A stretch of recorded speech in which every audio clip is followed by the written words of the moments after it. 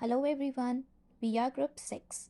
I am Monica Pruthi with my team members Andrew, Kavita, Taiba, and Ramya. Let's start with a little bit of background of the topic.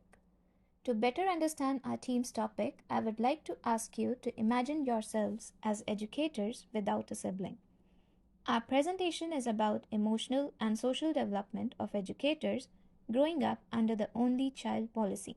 Between 1979 and 2015, China imposed the one child policy, a population planning measure which limited many families to having just one child in an effort to slow down the nation's population growth. The government increased the cap to two children in 2015 and to three in May 2021, shortly after introducing financial incentives to encourage people to have more children. In July 2021, it eliminated all limits. The impact of the one child policy on the broader agenda has been a subject of discussion. Yet the policy has far reaching implications on societal, cultural, economic, and demographic fronts. As the generation of only children reaches adulthood and starts families, certain phenomena appears to be connected to this policy. Moreover, in the realm of education, teachers from the only child generation are influencing the upcoming generation within the school system. When people hear about an only child, they think being an only child is bad. They believe that only child are spoiled, selfish, lonely, and unhappy. They assume that only child has no social skills, no friends, and no fun. But these are just stereotypes that are not true for everyone. Does being an only child affect one's personality? According to a study in New Zealand with more than 20,000 participants using the Big Six personality model, the differences in personality between the onlys and with the siblings are very small. If it's not about personality or its development, how do we define emotional and social development? During our research, we found a term mentalizing. It's basically the skill of understanding your own and other people's feelings, thoughts, and intentions.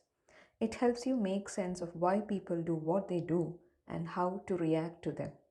Mentalizing can improve your relationships, your emotional regulation, and your self awareness. To measure the skill of mentalizing, researchers use a method called reading the mind in the eyes test, RMET in short. It's a test that measures how well you can read other people's emotions from their eyes. You have to look at 36 pictures of eyes and choose the word that best describes what the person is feeling or thinking. Research in Canada covering 1,792 adults shows adults with more older siblings had better mentalizing performance than those with fewer or no older siblings, even after controlling for demographics. This effect was stronger for men than for women. They also found that women who were only children had better mentalizing than men who were only children, but this gender difference was smaller among those with siblings. Using the RMET method, another research examines the effect of having a sibling on empathy in autistic people, using two cohorts of autistic children and adults from the Cambridge Autism Research Database. The result among adults resembles the research in Canada that there was a small interaction effect between sex and group, suggesting that autistic males with siblings did not score lower than females on a cognitive empathy task, unlike autistic males without siblings. We found an interesting book by Bernie Sorensen before we continue to dig deeper into quantitative research. Similar to our readings, Sorensen mentioned the quantitative results about the only child fell into three categories: negative, no differences, and beneficial. How about qualitative research? Bernie Sorensen, a therapy and an only child, who spent 6 years interviewing only child adults with other only child therapists, provides deeper qualitative research about only child adults and their struggles. Sorensen and previous research state that children's growth in social skills need a safer environment and will eventually influence brain development. However, in China, because of the cultural differences, evidence suggests that there have been social difficulties for onlys, particularly with regard to independence, autonomy, and separation from parents. In Sorenson's words, the child without siblings and his or parents face a continual or Oedipal triangle unless the parents maintain a comfortable and united partnership at best, or at least can encourage independence in the child.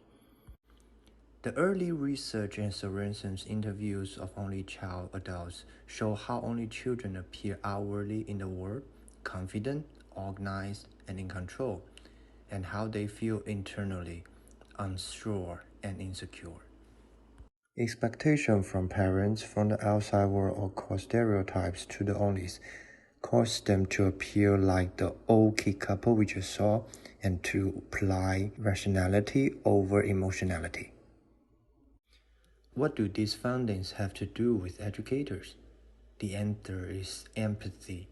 Our research finds out the onlys have difficulties in identifying emotions, lack opportunities to grow their social skills, and the expectations they receive may cause a lack of empathy to others. What is our solution for Chinese only child educators' emotional and social development? According to Trends and Speeds, only child adults have fewer social engagements or social events than adults with siblings, which impacts the development we mentioned. From the interview of the only worldwide, Sorenson and her team found a very important word: validation. The onlys need a space where they can speak and talk about being an only child. Research shows that a lack of siblings would not impact one's personality, and the onlys need a chance to build their social skills. We believe that besides professional development workshops in schools, the onlys also need social skill workshop and community. Besides the personal development from such a workshop, we hope validating the identity of the only child may strengthen the cooperation among educators. Thank you.